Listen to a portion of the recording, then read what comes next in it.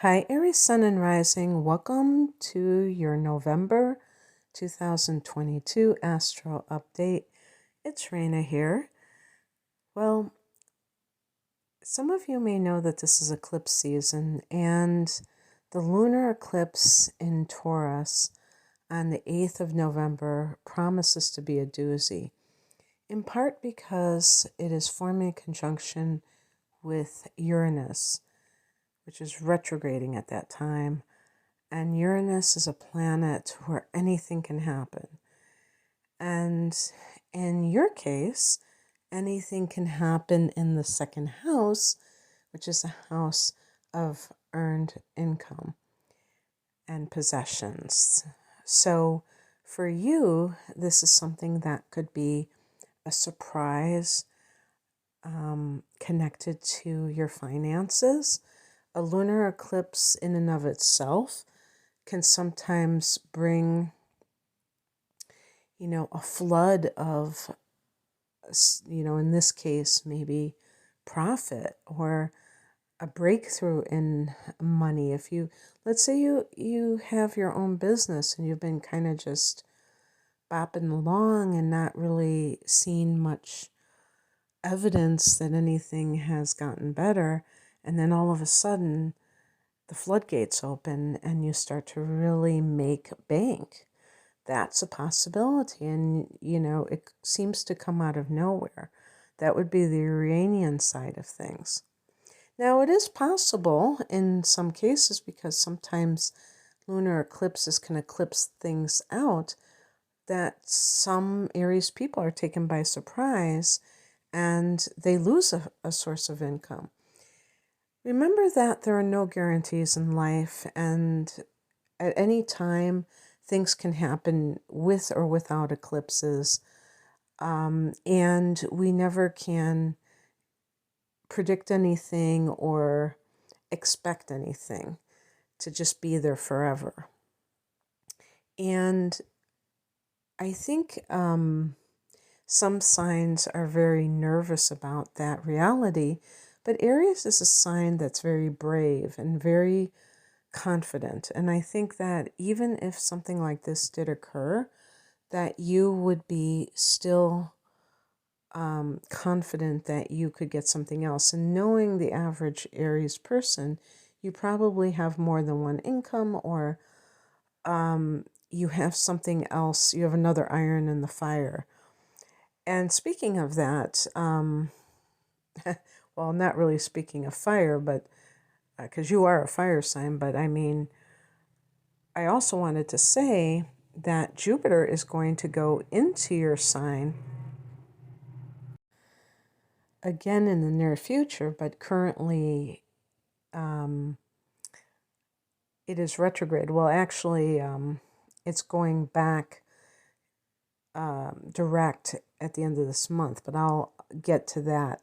The point I'm trying to make is that you're going to have Jupiter re-enter your sign at a later date, plus it's going to go into Taurus in 2023, so it will go into that second house with Uranus there as well, and that's wild card energy in the area of your finances. But I mean, it could be a good wild card.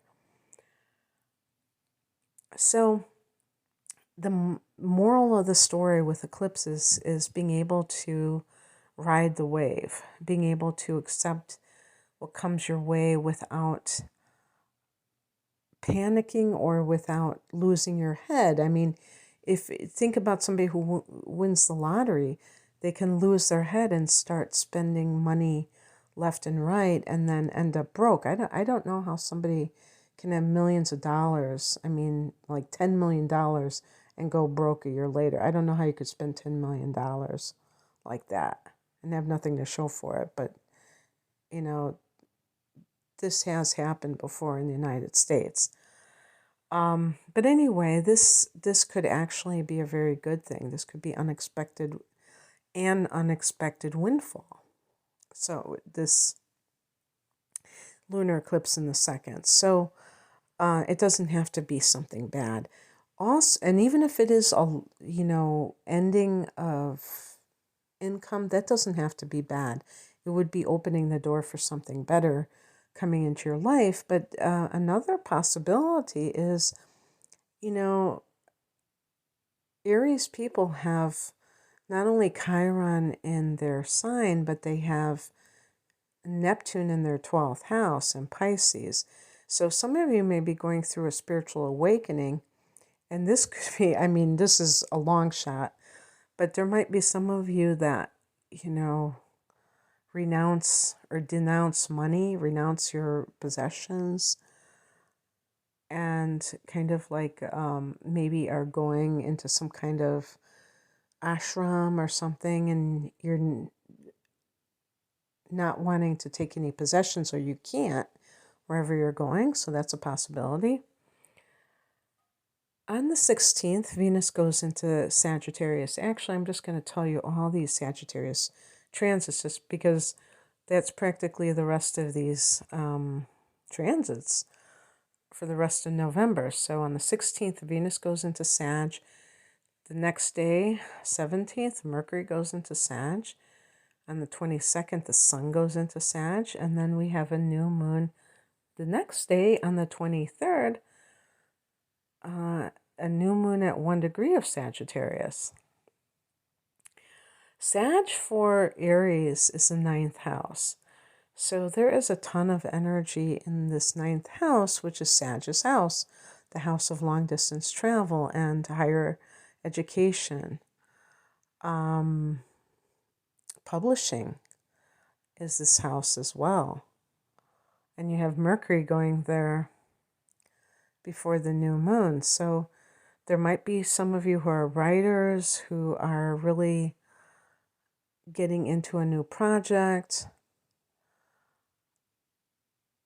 Some of you may be making travel plans or have already gone. This is the beginning of the holiday season because in the United States we have Thanksgiving that week of the 23rd. I think it's on the 24th, but I'm not entirely sure.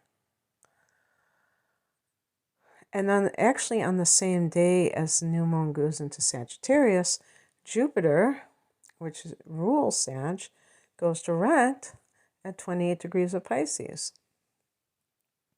So Jupiter is actually in your 12th house.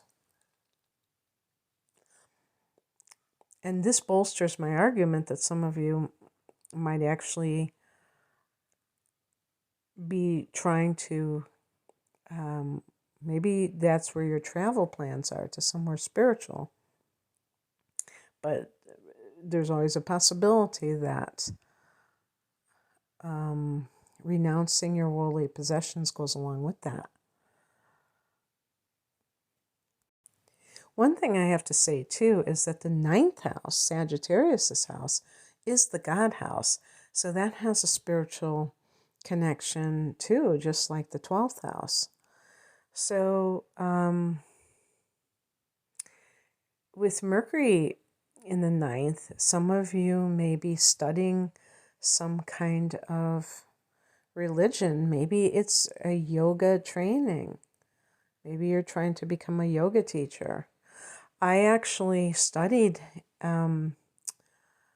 yoga to become a teacher, but I never went through the whole, I didn't go through teacher training. And in the program that I had 2 assistants that would, kind of help us out. And they were both Aries, and they were so cool, these young women, because, my experience with Aries hadn't always been like that. And they were so positive and they were so kind. They were not like what